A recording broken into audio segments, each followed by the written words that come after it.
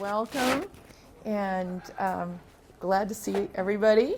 I'm Nancy Odegaard. I'm at the Arizona State Museum, and we're going to be talking about labeling, which is just this issue that never goes away. We always have things to label, and we're going to talk about a number of techniques, but mostly we're going to work with the technique that we use a lot and I've been using for about 15 or so years. And that I like the best.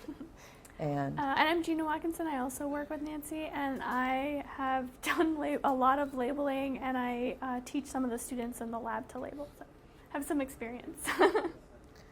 So this, look at the slides.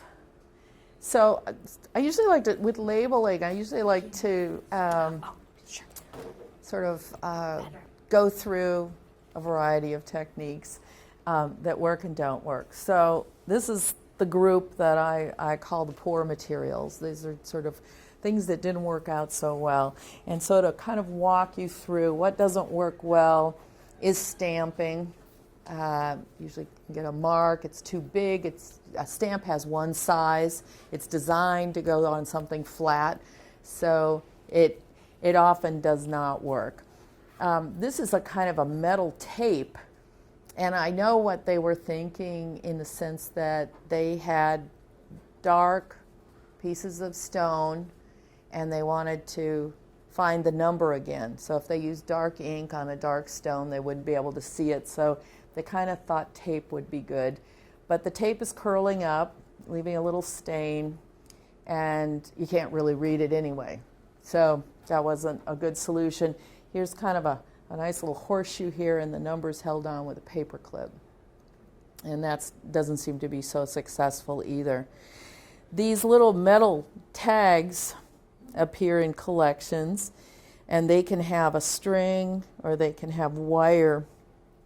This metal is a kind of a little, almost tin-plated iron.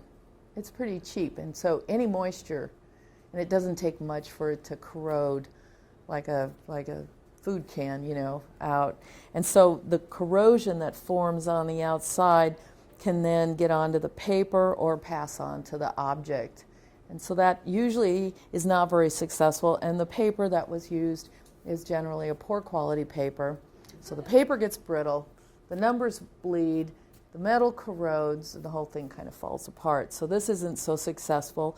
But because we are talking about numbers, I'm going to mention here that some of these you'll see objects that have got a couple different things going on.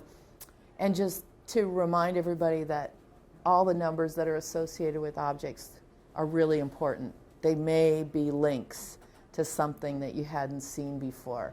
So even if you're not sure what it links to, there's a good chance it does. This might mean another, might have meant an excavation, another institution, another collector, and sometimes you can start to piece together a history of items. This one down here is using what probably remains the most common technique out there, kind of called a sandwich technique, where you take a resin, used to be clear nail polish, and you'd put a little swath down, and this is good. I love how you can just see how the brush started and how it picked up, right? And this is I can tell this is kind of a nail polish. It's probably a version of a cellulose acetate type resin, and it's like nail lacquer. It's yellowing. It's getting old now, and it's got little cracks in it, and it's starting to fail. So that number is going to break off and fall off.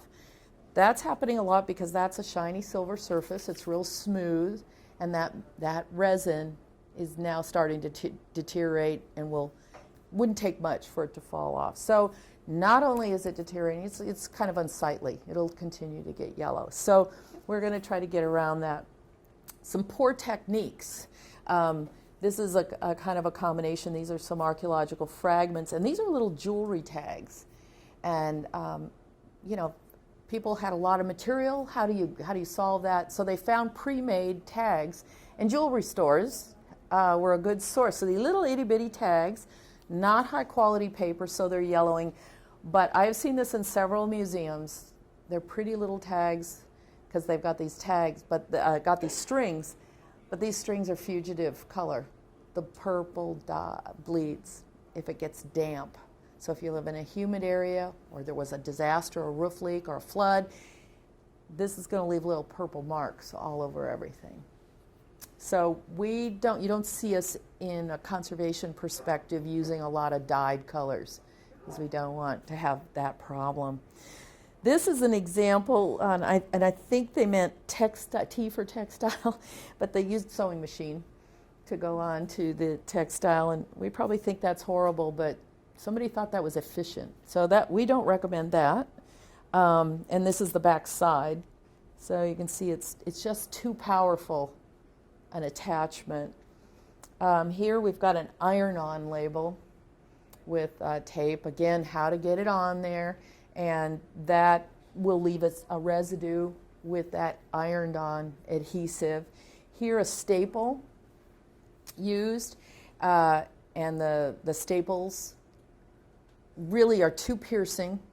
We know that, but they also are not stainless steel, so they're rusting now. So now we've got a couple layers of problems. And here is a version of the technique we want to use, but this is poor technique in that we don't want to be quite that sloppy. And we really want to think about where we're putting our label. So this is otherwise a good idea, but done a little sloppy. The placement. Where should we put the label? Now, if we get a good way to do it, where should we put it? And some bad ideas. This is a lovely piece here, and the number is written right on the upper lip. The size of the lip there, that's not so good and very difficult to undo. Here we've got some beautiful burnished black pottery and a big white label on the inside using whiteout and numbers right up here. Well, that makes it easy to find, but that's about all it does. And then here we've got a beautiful piece of painted wood with the number right on the front. So thinking in terms of placement, and our objects are so different shapes, materials, conditions, that it's hard to have a rule, but we'll try to give you some guidelines. You want to make it easy to find, easy to read, but not in the way of really appreciating the presentation side of a piece. In this case, we have a painting. You're looking at the back of a painting. This is the wood stretcher. And then this label. Problem with slapping it right on the back of the canvas is that's another layer of adhesive, and on the front side, you can actually see where the label is, which is not what the artistic intent was. Size is often a problem for people. So here we have a Sharpie written right on the back. Here, little problem with the whiteout bottle fell over, and this giant 33 here. Versions of numbers with the cross out. We have 1, 2, 3, 4 numbers. And then here, trying to get that whiteout layer, they covered the whole half to do it. And this is a piece of bone that was carved, and difficult material, but this is a little bit the wrong size. You don't want the label to be the object itself. The label should be, the number should be with the object, not take over the whole object. There is a habit with some people to try to not do a catalog card and to put all the information on the piece. And here's the whole story, and again, the story, and a whole little letter here, and again, on the back. This is fairly common, and we're so glad to have the information, but this is not the ideal place to put it. This is the kind of information that goes into your catalog record or your accession files and is absolutely important, not so much all over the object. And label information leading to that. Those of you that have any exposure or have to cope with any archaeology-based collections. There's lots of fragments, lots of material, and archaeologists often like to work with brown paper bags. It was sort of a tradition. And so here we've got an example of the bleeding of ballpoint pen. So not a material we choose to use. We've got a gummed label here that was actually done with pen and ink, kind of old-time label, probably from the late 19th century. And it's really fading at this point. And here is you can't even really make it out. There's actually writing all over here done in pencil. So we have a lot of media that's used for writing that in the long term really doesn't hold up very well. And paper tags on a string, and these have been used for a long time, and there's still a call for them. We'd call that like almost an indirect. The label is attached by the string rather than directly to the object itself. Places where that's used is quite effectively is with a costume or garment collection, where you might have a direct label, a tag stitched in on the object itself, but to make it easier to find, a paper label on the outside. Large archaeological objects that you don't want to have to turn and move, or heavy objects, having a way to tie a string to find it. And this is an example of a Mexican folk item, and it would be very difficult to sort of find where the number might be hidden.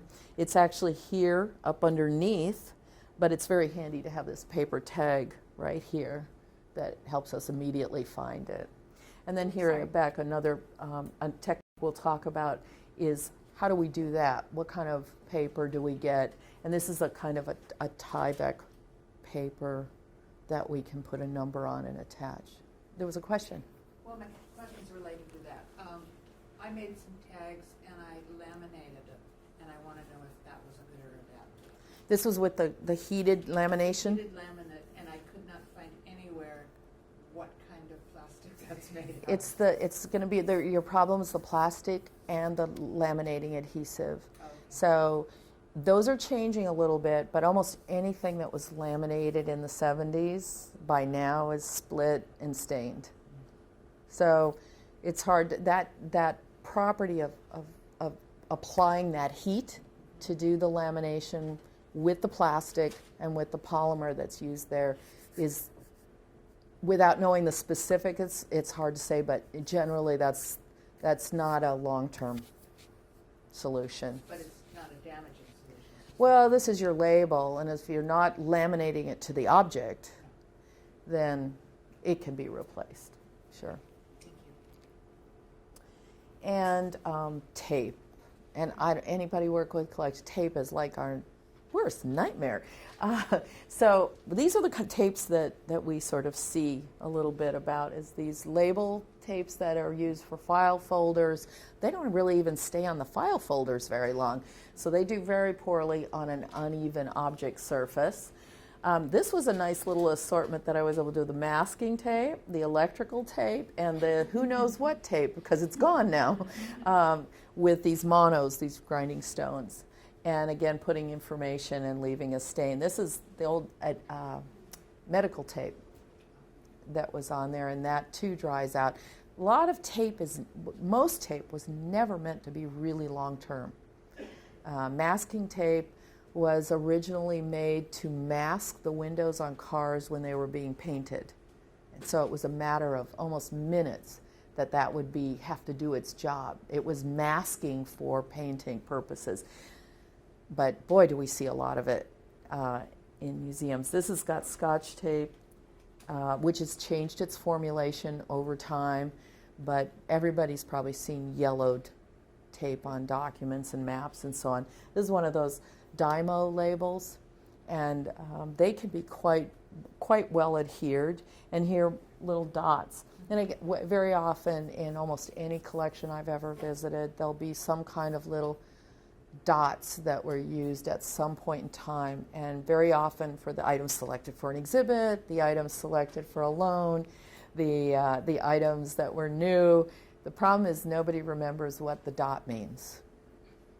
And so you have to, and so when I see it, I'm not quite sure, It may be falling off, but I will try to record there was a green dot on this object, and maybe that'll mean something at some point in time, and I'll be able to track it. Stitching labels. Very often with a flat textile, you select a corner and you do the reverse side of one of the corners so that when you roll it, you can see it.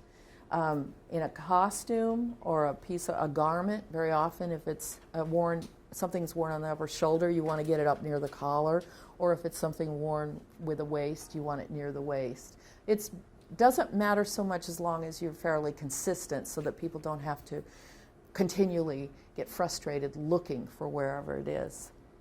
And then this wire basket presented a problem because we really would have been a little challenging where to put the tag on a wire. So we actually do have a direct label on items like this, but it's so tiny that it's facilitated by having an added label that's easy to find. The direct labels, I mean labels that go directly onto an object. Basketry is kind of tough. Very uneven surface. There's actually a number with 4 digits here. Very hard to read and look for. This is the back side of that bone, and here's where this number is written. Everybody catch that? That didn't work so well. And here a piece of Egyptian papyrus, and very large number, red ink, sort of stains, plus all the resin that probably wasn't as dark when it first went down, but it continues to get dark and yellow. So things that didn't work out so well. Problems when the object is starting to change on us. And so we have the bottom of a ceramic vessel that has a soluble salt problem, and the salts are now bubbling up on the surface and efflorescing, and the crystals are now pushing the number off. So we will lose the number. We need to think about what we would do. And here, this is the object with the number, and then it's already lost it. So you can imagine how difficult that can be, a kind of a detective story to find that object later. And here, the problem with glass, which can sometimes get that iridescent and that flaking of old glass, and it's beginning to lose part of its number. Kind of carelessness. This is where too much resin, too much ink, too much whiteout, too much tape, and in this case, little too much speed. This photograph, and it could be reprinted, it's not the negative, but it is a print, and we're looking at all these little spots here are from the stamp. That would have been a label to put the catalog number on it there, and so the one above this print was not dry. So careless in starting to stack before it was ready. The hazardous materials. We do have some. This is a beautiful old tag from the Field Museum from 1911, and here we have the word just poisoned. We don't know what, but there it is, and it's on a little piece of acidic paper with a staple. So this is tells you right away some caution, but it also suggests maybe we want to be a little more clear with what the label for something like this is. This is a poison arrow, and it's in a plastic tube, but could also use better identifier. What we have been doing is using little tags. We'll show you some by marking that something has been treated, say with arsenic, or if we don't know what it is, a toxic metal, a poison, something like that. Heads up. If it's poison, you're going to want to put the gloves on and handle carefully. What we did with some of these Brazilian featherwork pieces was that I did learn that they did have arsenic. They had a lot of arsenic. There also had been some transfer arsenic, so I didn't believe that all of them had been treated, but they were all together, so there was some transfer of that arsenic powder. And what we opted to do was to not really mount them. I placed them on plexiglass sheet, real thin plexiglass sheeting, which is in this Ziploc bag, and then we added a label, heat sealed the label in so that we could identify that there was warning hazardous material. So we've got the catalog number on there. You don't need to wonder where it is. But because I used the plexiglass on this, we're able to look at the back side. So when somebody wants to look at this and see what the fibers are like or what it looks like, you can actually handle the bag safely and look at the front and back. And this has proved to be pretty accessible. We can still let students and people look at these items, but we don't have to worry as much about the health hazard. Some of the solutions then with objects that have a difficulty for labeling, and that would be the pieces are coming off, the object itself is corroded or it's breaking apart.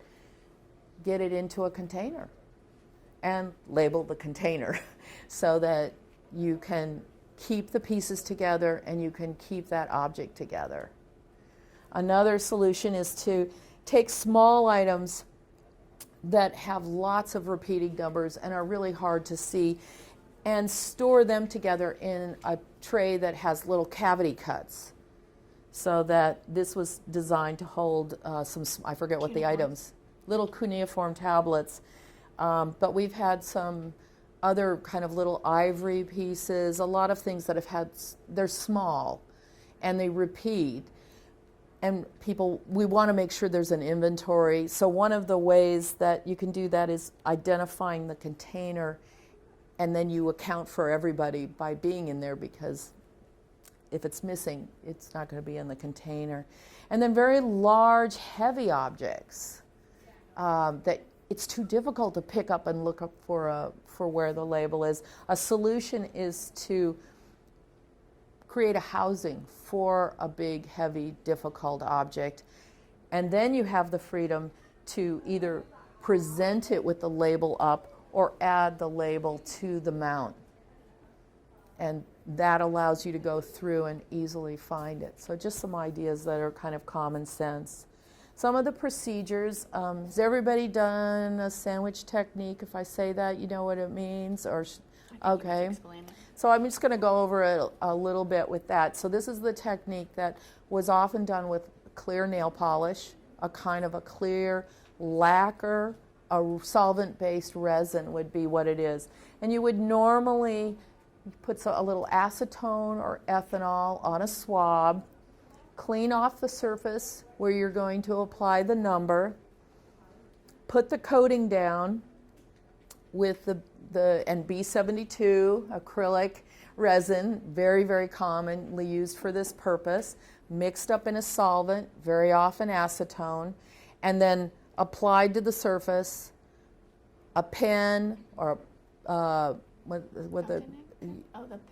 Pigma pen or pen and ink or a rapidograph pen, what architects used to use, and apply a number and then put another top coat.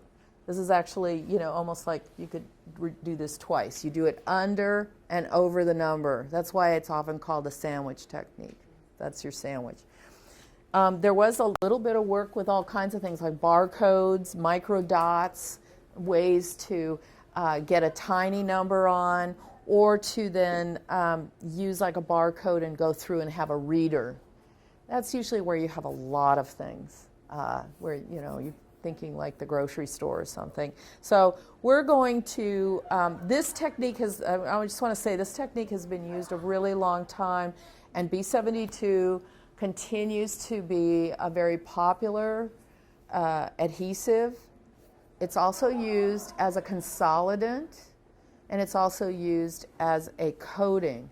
And the difference in those, almost anything that can be used as any one of those can be used as the other. It tends to have to do with the thickness, the viscosity. So when somebody says they've used an adhesive, if they thin it down, they can actually use it as a coating or a consolidant. It depends on what you want to do. The technique we're going to talk about is, and have you do, is what we call laser printed technique. And you've got a paper much like this one that has a whole lot of numbers on it. And Gina, you want to talk people through this? Yeah, did you want me to talk through? Okay. because I can go through the other slides. Oh, that's briefly. true. Well, we've got a little bit more. So this is a process. We're gonna show a video so you can see how we do it with our hands, and then we also have a little more detail. So I'll do the first pass, and then Gina can really take the detail through. So this is the piece of paper. We typically will print a group of numbers that are for objects that are going to be labeled at the same time, and we'll do it in a couple different font sizes, unless we already know all the objects are the same size. And so we're going to give some opportunity. If people are helping us and they haven't done it before, we'll do multiples of the same number. So if it didn't cut right or it didn't work out, we got another one ready to go. We often use a blade, a straight edge, and a scalpel blade. Gina does a lot of this and really likes using that. When we're doing this in a workshop situation, it's just too hard to bring that, so we often use scissors. And we don't know, these scissors are big that we're going to be using, so I'm not going to grade your labels because it's a little hard to use a giant pair of scissors on a little number. But scissors can work, a couple options. We take our Rowplex or our acrylic emulsion and we transfer it to a little nail polish bottle. And you can buy them like that, or years ago I got a donation from Revlon, and that's what you see the other one. These, I was able to get them empty. But I have told people you can go out and buy cheap clear nail polish and dump it out, clean out the bottle, and reuse it. So this allows the format is just it's a good engineered design. Though these bottles don't fall over. These bottles have the brush inside. These bottles people put the cap on. So we have some good solutions to the engineered design feature. These are also good because you usually get a big bottle of the Rowplex B60A, and if you keep opening it, it might start to dry out. So you want to. It's a smaller amount, so it's not gonna dry out as much. The company that supplies the sponges, the polyurethane sponges, cosmetics, do they supply? I know Conservation Resources. Oh, you mean for the bottles? I buy a lot of ours from the local nail supply store because they're like 20 cents. So if you have like a Sally, what do they call Sally? Nails? Sally Nails or Sally, I don't know. I almost said Sally Mae, but that's not this. But you like hair, like where people get like their beauty supplies. A lot of times you'll get empty ones, but there are a lot of like, you can go also to the nail store, like where people get their pedicures, and see if they get empty ones and where they're getting them from. But you can, I bet you can find them. I find them all over the place. There are a lot, and it's not that hard to clean out. I will say, like, often if I'm in a place like where there's just an open air market, it's pretty rural, in a foreign country, for example, I can say, let's go out and get these, and then we'll empty them and use some acetone and clean them out, or the nail polish remover, and we'll be able to get it clean and use it. But the brush is a good size, because it's similar to what it's purpose-built, and it's about the right size to work with our labels, and you just don't have as much cleanup. And the option of working with a water-based system is that you don't have the toxicity. So this has become our norm. The critical part in here too is the paper. Now we're kind of lucky, almost all photocopy paper these days is acid-free. And so you do want to check, and we'll talk a little bit about that, but probably people have heard of like Abbey Pen. We'll say a little bit more about that. But this is a very, very quick way to test your paper products that you might be using to make boxes, to tissue paper, to do liners, all kinds of things. So this is a handy item to have to go along with it. So once we have our paper, the other point is laser printing. We'll mention that again, not the dot matrix and not the inkjet. Those are not stable, so we're gonna want a laser printer, and those are a lot more common these days as well. So the cut piece held with the tweezers and then applied, and in the end you have your number, and you put the top coat on that, and we'll also show you how we would remove it if, oops, wrong number, or wrong place, or any number of other problems. Okay, so now I'm going to try to get out of here. There's two screens, so it's a little... We're going to try, we've made a little video that has been translated into a number of languages. It's now in Kurdish and Arabic to help with cultural property in Middle East, and in Dari and Pashto in Afghanistan, and most recently in Spanish. Okay, so let's see if it's loud enough. Ooh, how do I start? Ooh. It was working earlier. Of course. There are several methods for marking or labeling objects. The label technique that is selected will depend upon the type of item to be labeled. Archaeological items with hard or firm surfaces, such as ceramics, stone, bone, or basketry items, can benefit from a laser-printed generated label system where the label is attached to the surface of the object. We recommend the use of either the Century Gothic or the Arial type fonts because they work well. Depending upon the size of the object, a particular font between 4-point to 11-point. Century Gothic produces the most legible number when the character spacing is expanded by 0.3 to 0.4, but it's not always available as a font option. Determining the size of lettering required for the label. Well, the lettering size depends upon the size of the item and the surface available for label placement.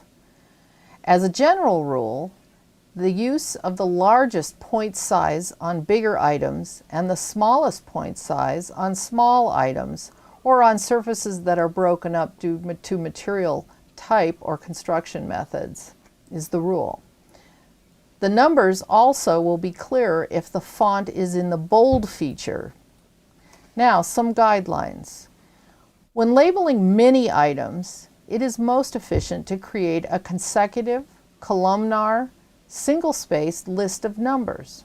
Create numbers and sizes in the appropriate word processing package. Load the laser printer with laser quality acid-free paper and print. Do not use a dot matrix or inkjet printer because these printers do not use a stable ink. Laser printers, on the other hand, use the same xerographic process as modern photocopiers. The laser toner is composed of carbon-based ink with a stable thermoplastic polymer that fuses it to the paper. This same set of numbers can be used to generate the photographic documentation labels later. To separate the numbers, cut the paper with a scalpel blade and a metal straight edge ruler, or use scissors and cut as close as possible along one vertical side of the numbers. It's best to cut the labels with rounded corners rather than leaving them pointed. Attach the label using an under and over coat of undiluted Roplex or Primal or other emulsion that is reversible. Hold the cut label with a tweezers and apply the adhesive to the back side of the label with a brush. Place the label on the object surface and apply a second application of the adhesive to provide a protective top coat for the label. Allow the label to completely dry, and during periods of higher relative humidity, it may take longer than during periods of low relative humidity. Before the adhesive sets up or hardens, it is soluble in water, and for this reason, keep a little vial of water and a paper towel nearby with the paintbrush. After the Roplex has set, it is soluble with warm water or with acetone solvent. Use a damp swab and fine tweezers to gently dampen and pull back the label should it need to be removed.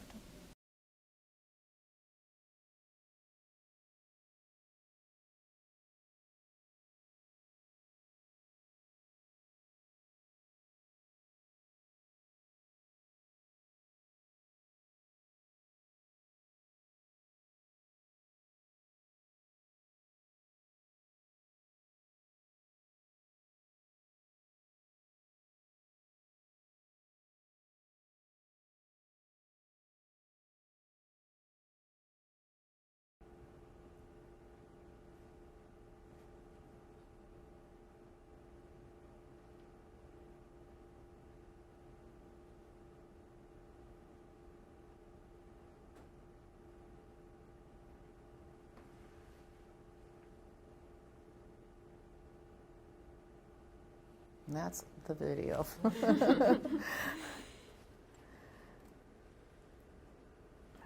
so I'll go back to the slide. Oh, perfect. That worked out nice. So, did you want me to just go quickly through Yeah. how to do the document? Yeah, this is a so little this more is the- detail. So now you the know what we're website, talking too. about. Gina's going to give a little more explanation, and then you're going to do it. So this is the website if you wanted to rewatch that video. Let's see. Also, this is we're going to hand out photocopies of the labeling procedures, but they're also found in the Human Remains book.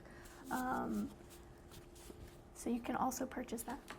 Although part of it's free on Google, I think. At least That's this fine. one page. So this is just a little one piece that was about the procedures for that, and that's a whole nother topic, of course, the human remains, but trying to improve some of the issues of collections that are still held, but hopefully not for long. Yes. I know it's dry where you come from, but have you heard of any collections being impacted by a flood that have been labeled this way? A flood, not exactly. And you kind of need warm water to take it off. It's not like just high humidity. And it won't kind of pop off. And like you could see in that video that it took me a little bit. I had to kind of put a little dab of water on and let the Rollex kind of suck it up. And I had to keep the water warm. And so it takes a little bit to get it off. It's not like it just gets wet and it falls off like you would see I've had sticky nothing adhesive. fall off. And the only thing that's really, not that hopefully we don't have very many floods, right?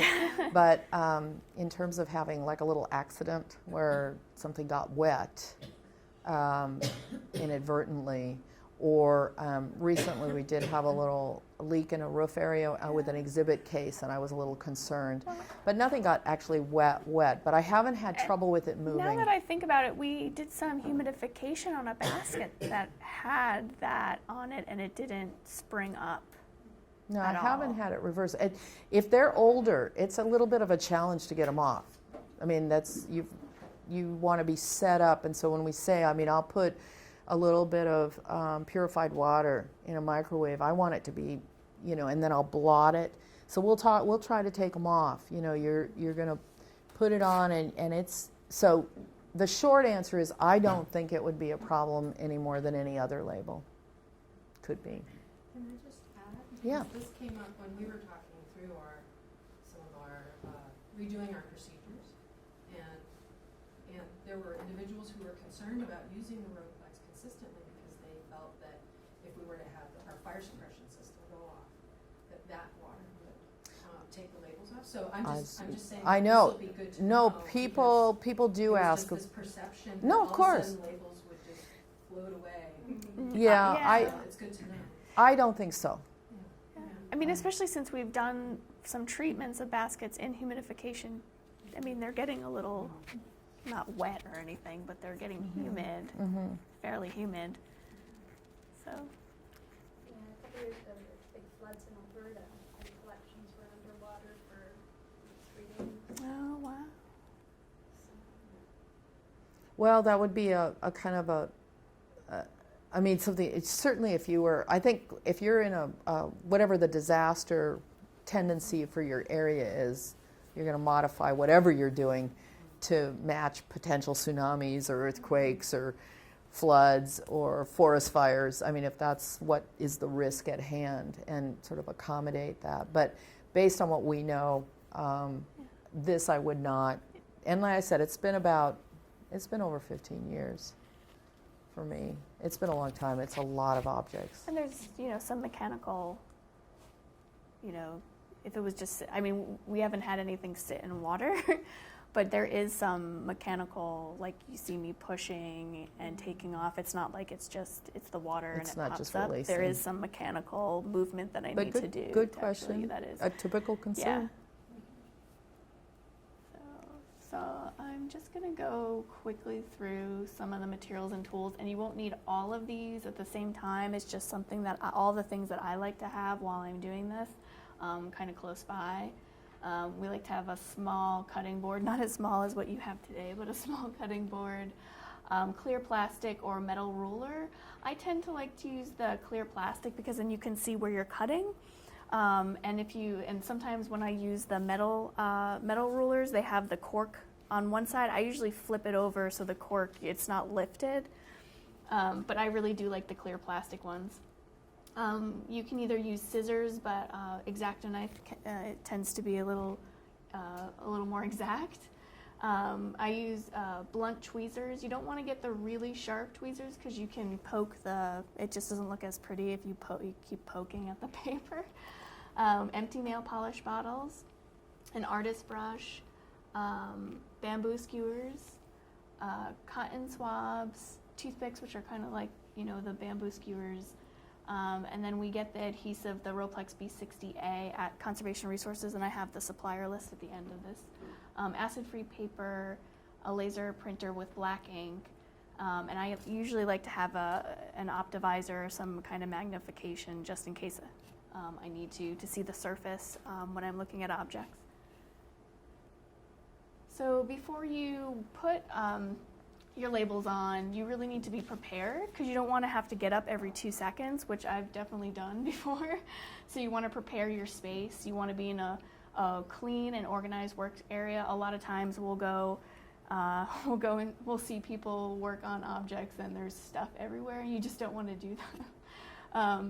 You want to make sure you have all your tools, and we like to use these trays, kind of these IKEA trays, put all our stuff on them. You want to kind of minimize the handling when you're putting a label on, just like always, and so sometimes we put it on a Lazy Susan or a piece of foam so we can move the foam around and not the object as we're labeling. You want to, before you get everything ready, you also want to kind of look through the objects and kind of choose an area that you want the label to go on. Find an area that, like how Nancy was talking about, you want to have kind of a more stable area. You don't want to put a label on an area that is, flaking or has an issue, or dyes. We don't put labels on areas that have like dyes on them. So like if you have a basket and there's non-dyed areas, we would prefer to put it on the non-dyed areas. And sometimes we will dust the surface first before we look at it, either with a dental brush. You could just do a dental brush and a vacuum, and that usually is pretty good. So in like a technical detail, like how in the case of the basket there, how it started, or if you had a pot that had part of a signature, or the rim, you don't want to cover up a diagnostic feature on your object. So to make the catalog cards, Nancy went through this a little bit. This is this is a little, there's a lot of information, so I figured, I didn't know what level you guys are with computers, but you want to open a blank document in Microsoft Word if that's what you use. Kind of just determine the size of the lettering you want for the label. And in general, we use Century Gothic or Arial between 3 to 6 point. And we use either one of these two fonts because they're easy to read. They're both really spaced apart nicely.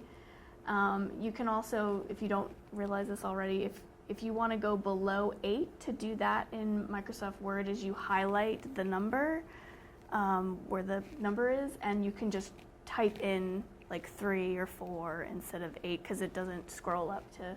You don't have to drop down and choose. You can actually input. And if you don't get that, I can show you. I can also show you that later today. So here are the different sizes that we tend to use. That is one of the smaller ones. That's actually 3. We tend not to use that because it's really small, but for some objects, we do. Like and a bead. And that's a bead, and it's an individual bead, and it's perforated on the other side. And so I wanted to put it in, not on the flat surface that you would look at. Like a lot of people are interested in the perforations, but also if it was on exhibit, you wouldn't really see it on the side of it.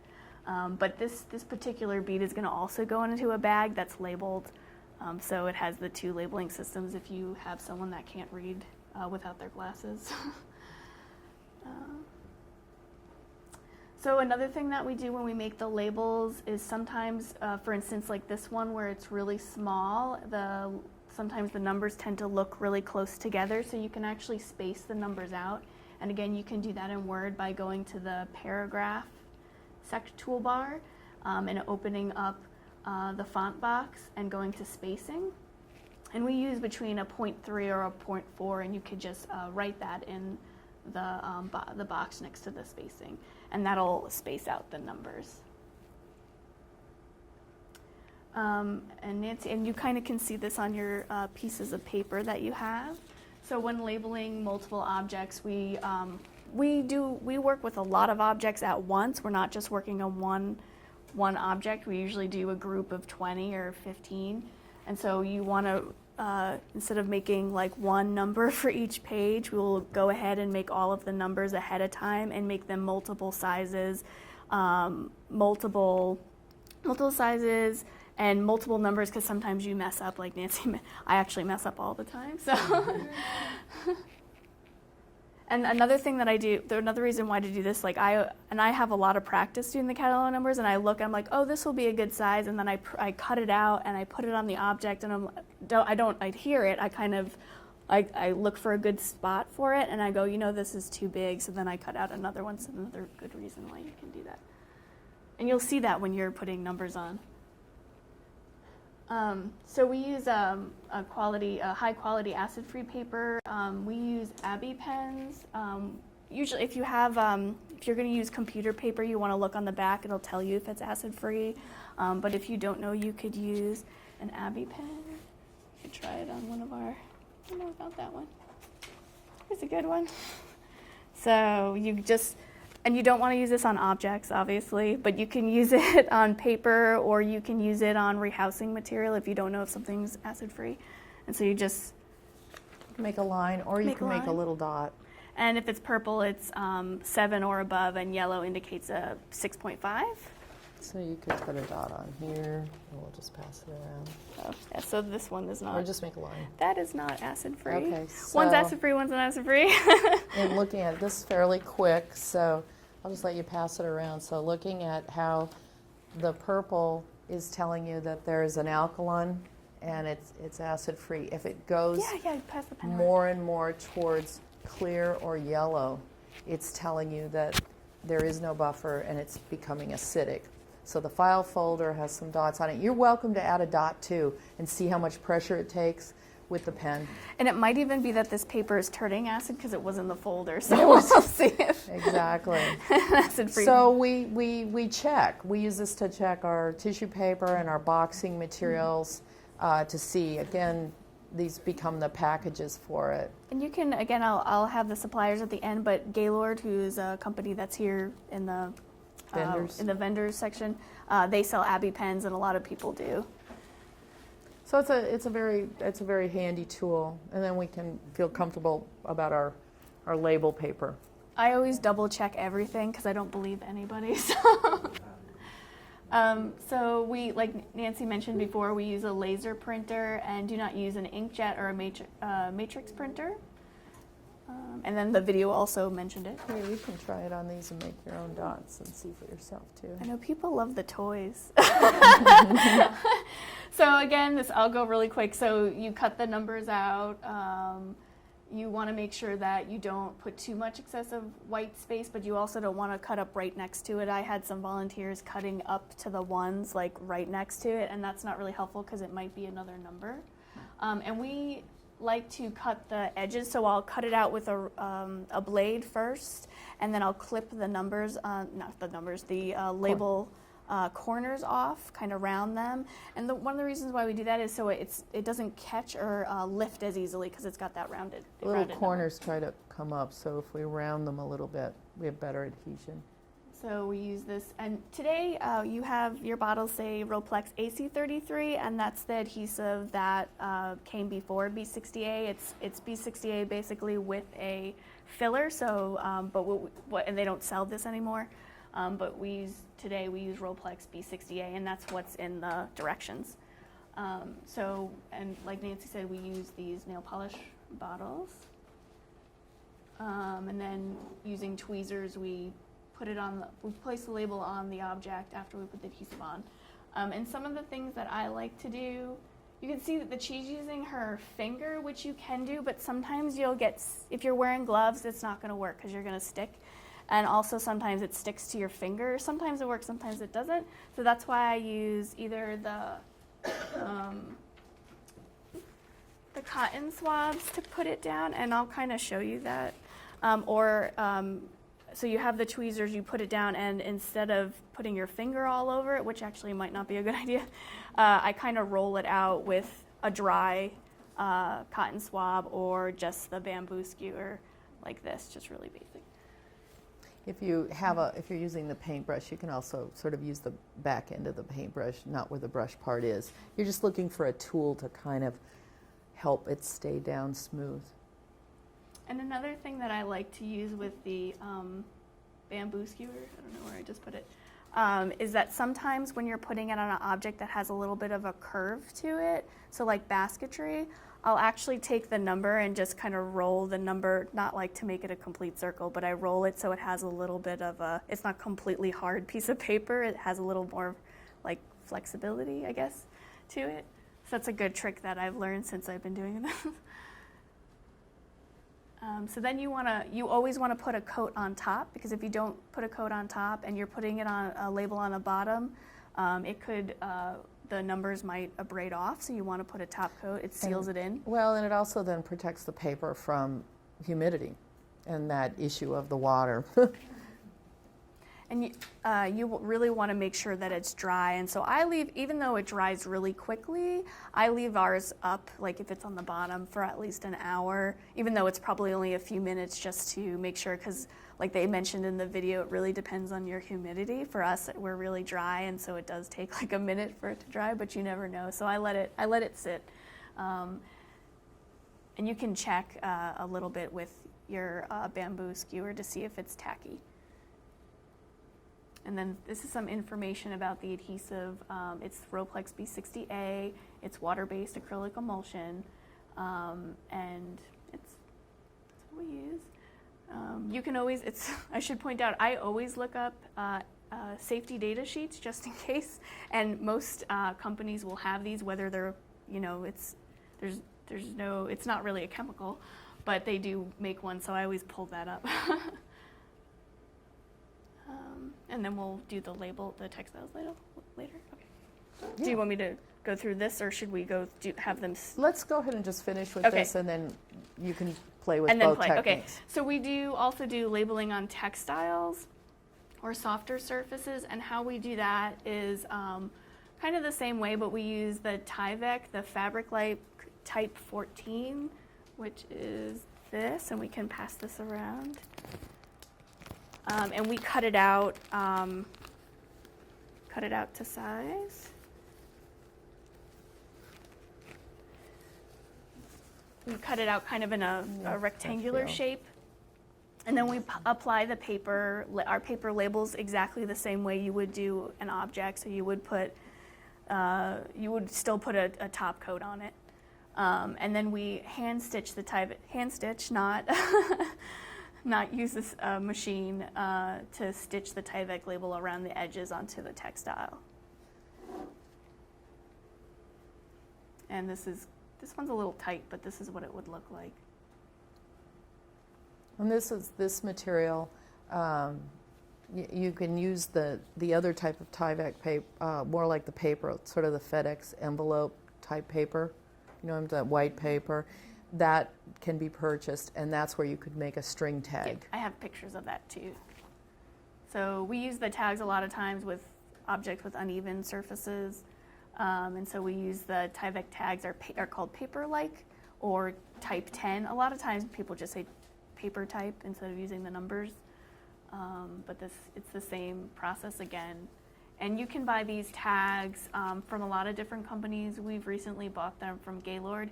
You can do different things. So you can either buy the tags pre-strung, you could buy the tags with no string and string it yourself, or you can get you can just buy the paper in sheets and punch holes in the paper and put cotton tags. So it just depends on your money and how much time you have about what level you want to do. It's usually easier to just buy the tags that are pre-strung.